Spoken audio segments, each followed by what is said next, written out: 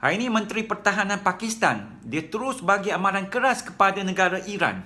Ikut logiknya, Pakistan patut tolong Iran kan? Bukan ke Iran ni dia kira macam adik-beradik sendiri dengan Pakistan. Sebelum tu, saya awak minta tolong share. Kita nak minta tolong share pada sains-sains pelakon supaya klip ni tak kurang daripada 100k. Terima kasih sobat. Okey, bukan ke Pakistan patut tolong Iran, tapi ke Pakistan ni dia kata lain pula. Dia royak Iran dengan sini molek-molek. Okey, aku ni dah ada perjanjian pertahanan dengan Arab Saudi. Okey, kalau demo serang Saudi, maknanya demo serang aku juga. Okey, dengan molek. Demo serang aku kena balas balik. Okey, jadi Pakistan ni siap kata lagi, kalau mu berani sentuh Arab Saudi, aku boleh serai balik bila-bila masa. Aku ada senjata nuklear weh. Dengan molek. Pakistan, dia ingat Iran takut. Okey, tapi Iran ni macam biasalah. Balas balik. Dia ayat, mu ni buta ke? Aku serang kalak tentera Amerika, bukannya negara Arab Saudi. Okey, demo tengok molek. Tengok molek-molek. Pertama, aku tak serang Arab Saudi. Kedua, mu ingat aku ni takut ke? Lalu ni aku tengah lawan hampir seluruh negara Arab. Okey, seluruh Timur Tengah. Kamu tengok berapa negara, dekat 10 negara aku lawan. 15 negara pun ada siapa yang aku ngadap. Nak takut Pakistan, tak ada erti lah pun. Okey, hari ni memang kedua-dua negara ni bertembung mulut lah, berkocoh lidah.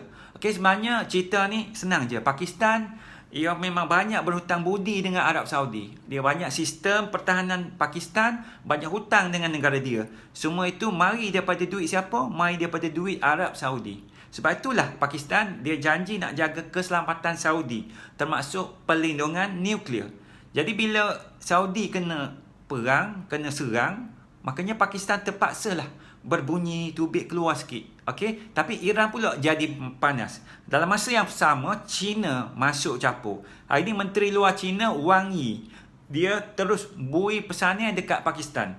Okey, dia royak Pakistan, demo ni jangan jadi sombong sangat. Janganlah gedebel. 2-3 hari ni aku tak tegur mung. Tapi kalau mung berani serai Iran, siap kamu. Okay, takkan demo tak tahu. Hari Iran ni penting sangat buat negara China. Okay, untuk dia punya minyak, dia punya gas dan tenaga. Semua tu amat penting untuk China. Kalau awak setuh Iran, jangan salahkan kami kalau kita buat sesuatu terhadap awak pula. Okey, China kata lagi. Dia ayat 3-4 hari ni Pakistan nampak macam ada naik kepala sikit. Okey, 3-4 hari ni dia serang Afghanistan. Kamu serang Afghanistan tu kami boleh faham. Okey, terima kasih juga pakai senjata kami. Tapi janganlah buat-buat pandai nak kacau tanpa ada sebarang strategi. Kita berstrategi. Kalau tak, jangan salahkan kami kalau kamu terima padahnya nanti. Okey, dengan molek. Okey, memang dalam dunia ni makin hari makin kecoh lah ni. Okey, selepas China bui amaran kepada Pakistan, okey, lepas tu kita tengok Iran pula keluar kenyataan pada hari ni. Iran kata kini dia dah ada sokongan daripada China dan juga Rusia. Okey, sebab itu Iran jadi lagi berani lagi, makin berani. Dan dengan itu hari ni Iran buat satu lagi tindakan serangan, di mana kedutaan Amerika di Iraq pula kali ini meletup sekali lagi hari ini.